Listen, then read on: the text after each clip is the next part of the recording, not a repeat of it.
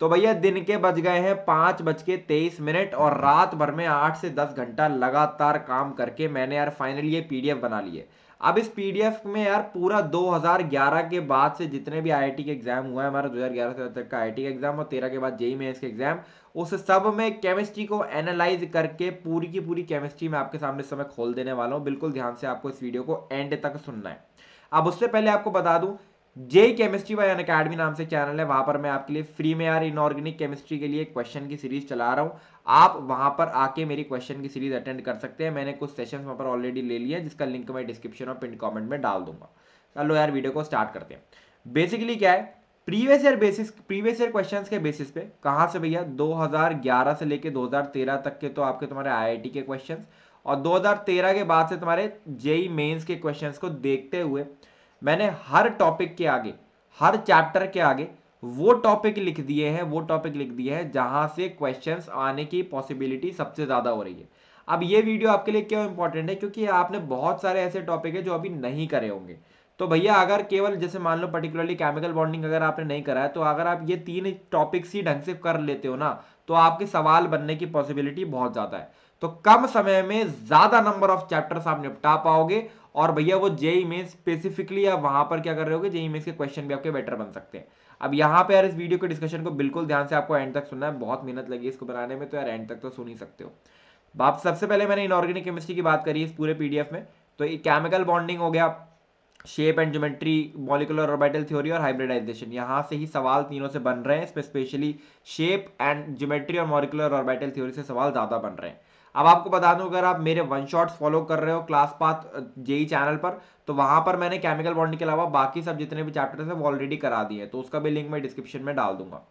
अब बात करें पीरियोडिक टेबल की, इलेक्ट्रॉन एफिनिटी का मैंने आपको एक एक्सेप्शन बताया था ग्रुप 16 का और ग्रुप 17 का, जहां पर ऑक्सीजन जो है उसकी इलेक्ट्रॉन एफिनिटी अपने ग्रुप में सबसे कम हो जाती है, और ग्रुप 17 में क्या होता है, क्लोरीन की जो एफिनिटी है वो फ्लोरीन से कम हो जाती है। ये वाला जो ऑर्डर है ना, ये वाला ऑर्डर आने की पॉसिबिलिटी इस बार बहुत ज्यादा है। इसके अलावा आयोनाइजेशन एनर्जी के लिए मैंने आपको हैक्स बताई रखे हैं ऑलरेडी, वो P6 P5 P3 P4 वाला जो टेक्निक है, उस हिसाब से आयोनाइजेशन एनर्जी के ऑर्डर्स, साथ में और पीरियोडिक प्रॉपर्टीज के ट्रेंड जैसे साइजेस होगा या मेल्टिंग एंड बॉइलिंग पॉइंट हो गया, ये आने की पॉसिबिलिटी बहुत ज्यादा है। हाइड्रोजन चैप्टर की बात करें, हार्डनेस रिमूवल के जितने भी रिएक्शंस हैं वो बहुत ज्यादा इंपॉर्टेंट है। प्रिपरेशन ऑफ हाइड्रोजन आपका, और उसमें यार बेरियम वाला जो रिएक्शन है जिससे हाईली प्योर हाइड्रोजन लोग प्रिपेयर करते हैं, 99.95% हाइड्रोजन वाला वो रिएक्शन, और एक प्रिपरेशन ऑफ H2O2 वाले रिएक्शंस, और एसिडिक और बेसिक रिएक्शंस H2O2 के, स्पेशली जिसमें Mn+7 इन्वॉल्व होता है, ये रिएक्शंस आपके लिए बहुत इंपॉर्टेंट है। इसके अलावा एस ब्लॉक की बात करेंगे, हाइड्रोजन इंथैलेपी की बात करते हैं, ग्रुप 1 ग्रुप 2 की, ये बहुत ज्यादा इंपॉर्टेंट है, ऑर्डर्स आप याद रख लीजिएगा। Anomalous behaviour of lithium and beryllium, यहां से सवाल आने की पॉसिबिलिटी इस समय बहुत ज्यादा है, क्योंकि प्रीवियस कुछ ईयर्स में पूछी भी जा चुकी है।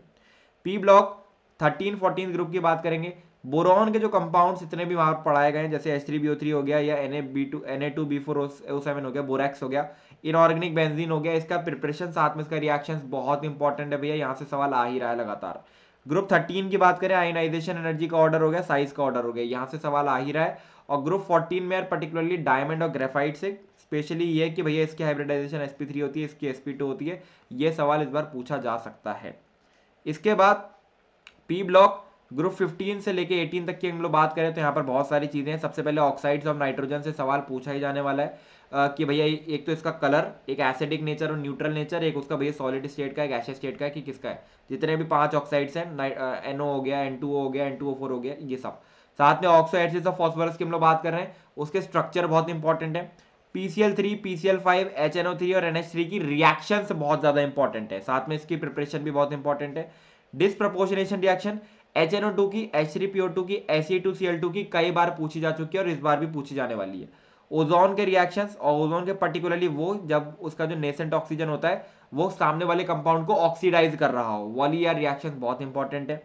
Allotropes of sulphur and phosphorus, white phosphorus हो गया, रेड फॉस्फोरस हो गया, ब्लैक फॉस्फोरस हो गया, इसकी रिएक्शंस बहुत इंपॉर्टेंट है। H2SO4 की प्रिपरेशन और उसकी रिएक्शंस, इसके साथ में यार रिएक्शंस ऑफ Cl की रिएक्शंस अगर आप ग्रुप 17 की बात कर रहे हैं, और यहाँ पर HCl की रिएक्शंस भी लिख लेना, HCl की रिएक्शंस भी काफी इंपॉर्टेंट है।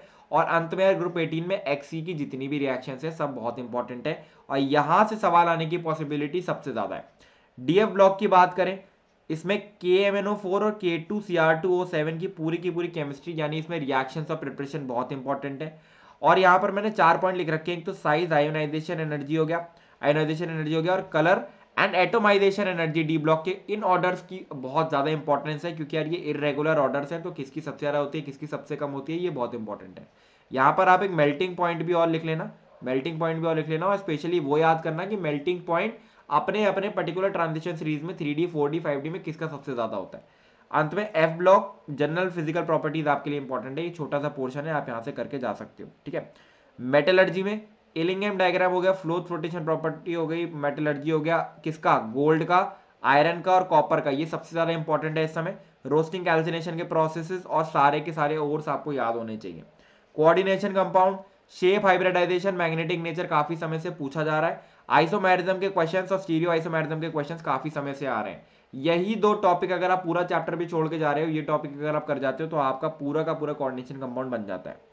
पूरी इनऑर्गेनिक अगर आप छोड़ रहे हो, तो मैं आपको कुछ चैप्टर बता देता हूं, वो तो आप करके चले ही जाओ। पहली बात ये, पूरी इनऑर्गेनिक छोड़ने की जरूरत नहीं है, मैं आपके सारे के सारे चैप्टर्स डेली के डेली करा रहा हूँ क्लास 5 जे के चैनल पर, तो वहां पर आप आके मेरे साथ कर सकते हो। आज most probably P block complete करेंगे।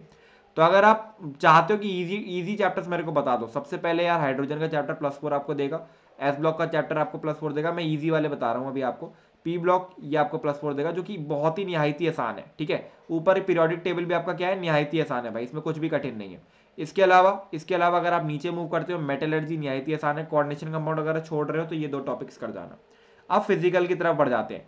मोल कंसेप्ट आपके लिए बहुत इंपॉर्टेंट है, अगर आप पूरी फिजिकल छोड़ रहे हैं तो मोल कंसेप्ट हो गया आपका, ये क्या कहते हैं, ये हो गया आपका कहाँ गया, डाइल्यूट सॉल्यूशंस हो, डाइल्यूट सॉल्यूशन नहीं सॉरी, इलेक्ट्रोकेमिस्ट्री हो गया, ठीक है, इलेक्ट्रोकेमिस्ट्री हो गया और केमिकल काइनेटिक्स हो गया। ये तीन चैप्टर आपको मेरे ख्याल से 3 सवाल आपको देने वाले हैं, अगर फिजिकल से 6 सवाल आएंगे तो 3 सवाल इनसे आने वाले हैं, ठीक है।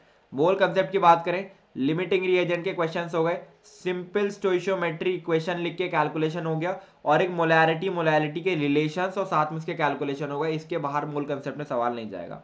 रेडॉक्स की बात करें, नॉर्मली या नॉर्मेलिटी के जो क्वेश्चंस नहीं आते, नॉर्मेलिटी और मोलैरिटी के रिलेशंस के और नॉर्मेलिटी के क्वेश्चंस जो होते हैं, वो KMnO4 और ये Na2S2O3 जो आपका आइडोमेट्रिक टाइट्रेशन होता है, इसके रिएक्शंस बहुत इंपॉर्टेंट है, और सिंपल ऑक्सीडेशन नंबर का कैलकुलेशन ये बहुत ज्यादा इंपॉर्टेंट है।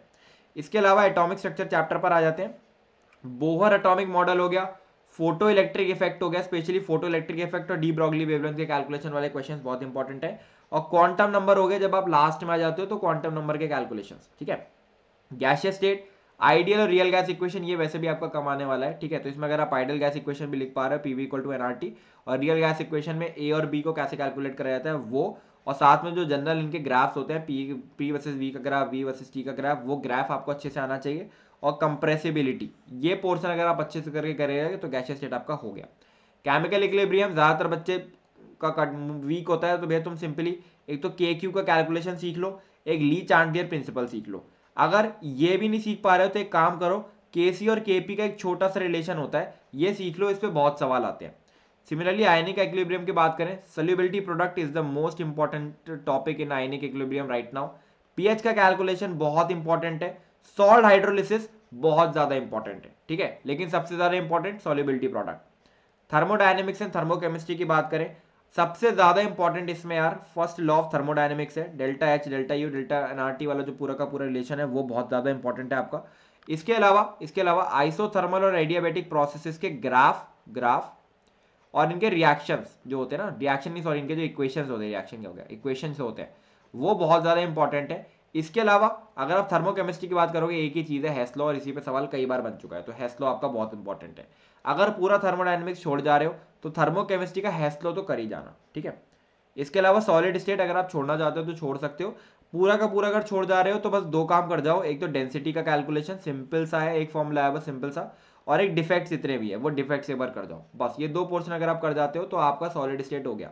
और अगर आप सॉलिड स्टेट अच्छे से करना और चाह रहे हो तो यूनिट सेल में जो जितने भी टाइप्स होते हैं, नंबर ऑफ एटम्स के कैलकुलेशन होते हैं, और जो रिलेशन होता है जो एज और डिस्टेंस का, जैसे =2r टाइप का जो रिलेशन जितने होते हैं, वो आप करके चले जाओ, आपका सॉलिड स्टेट निपट गया। डाइल्यूट सोल्यूशन की बात करें, डाइल्यूट सोल्यूशन में वेंट ऑफ फैक्टर के कैलकुलेशन वाले सवाल हो गए, जहां पर आई का यूज होता है, यही सवाल आने वाला है भाई, इसके अलावा डाइल्यूट सोल्यूशन में कोई क्वेश्चन ही नहीं होता है। तो ये अगर आप अच्छे से कर लिए ना, आपका डाइल्यूट सोल्यूशन खत्म है।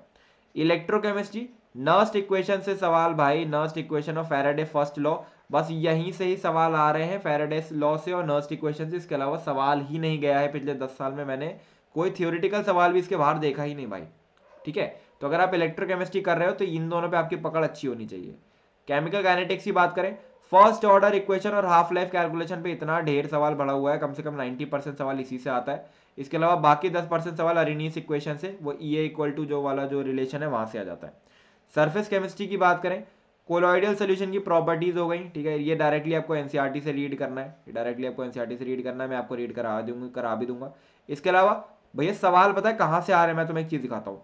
एक तो ये वाली जो इक्वेशन है ये पता नहीं कितनी बार पूछ ली गई है, एड्जॉर्प्शन इक्वेशन जो होती है। इसके अलावा एड्जॉर्प्शन में क्या इफेक्ट पड़ता है टेम्परेचर का, प्रेशर का, इन सब का, ये कई बार पूछ लिया गया है। और एक preparation of properties of colloids, तो ये चीज कई बार पूछ ली गई है, तो ये आपके लिए मोस्ट इंपॉर्टेंट हो जाती है। इसके अलावा ऑर्गेनिक केमिस्ट्री की अगर हम लोग बात करें, ऑर्गेनिक केमिस्ट्री की बात करें, अभी तक सबको डिस्कस हो चुका है। ऑर्गेनिक केमिस्ट्री की बात करने से पहले आपको मैं बता दूं कि कल ही मैंने एक वीडियो डाला था ऑर्गेनिक केमिस्ट्री से रिलेटेड, तो वो आप जरूर देख लेना। ठीक है, मतलब इसी वीडियो के डिस्क्रिप्शन में भी मैं डाल दूंगा उसका लिंक। और वैसे तो ऑर्गेनिक केमिस्ट्री रिलेटेड मैंने कल भी वीडियो डाला था, जहाँ पर मैंने ऑर्गेनिक केमिस्ट्री की सारी नेम्ड रिएक्शन वगैरह भी बता दी थी और सब रिसोर्सेज भी दे दिए थे। तो वो देख लेना, वो बहुत ज़्यादा इंपॉर्टेंट है इस समय आपके लिए। तो 10 दिन में कैसे ऑर्गेनिक कंप्लीट करोगे, वहां पर पूरा रोड मैप है। अब जीओसी की बात करें, एसिडिटी और बेसिसिटी से सबसे ज्यादा आपके सवाल आ रहे हैं, ठीक है, सबसे ज्यादा सवाल आ रहे हैं आपके। और एक स्टेबिलिटी ऑफ कार्बोकेटाइन कई बार पूछा गया, मैंने देखा स्टेबिलिटी ऑफ कार्बोकेटाइन के सवाल बहुत बार पूछे गए। और ये एक आसान सा टॉपिक है, ठीक है, ये आप एक बार में कर सकते हो। आइसोमेरिज्म की बात करें, आइसोमेरिज्म वैसे भी कम आता है ऑर्गेनिक में, वैसे भी बहुत ज्यादा कम आ रहा है, ठीक है। तो आइसोमेरिज्म आप छोड़ना तो छोड़ भी सकते हो, अगर आप कर भी रहे हो तो ज्योमेट्रिकल और ऑप्टिकल आपका स्ट्रांग होना चाहिए, ठीक है। अब पहले बता दूं, अगर आप पूरी ऑर्गेनिक छोड़ के जा रहे हो तो जो भी डिजीज के अंदर मैं बता रहा हूँ सब टॉपिक्स, वो सब टॉपिक्स आप डायरेक्टली यूट्यूब पे सर्च करो और करके चले जाओ, तो आपका बहुत बढ़िया काम बन जाएगा। प्रैक्टिकल ऑर्गेनिक केमिस्ट्री नॉमेनक्लेचर ये आपको एनसीईआरटी से पढ़ना है पूरा का पूरा।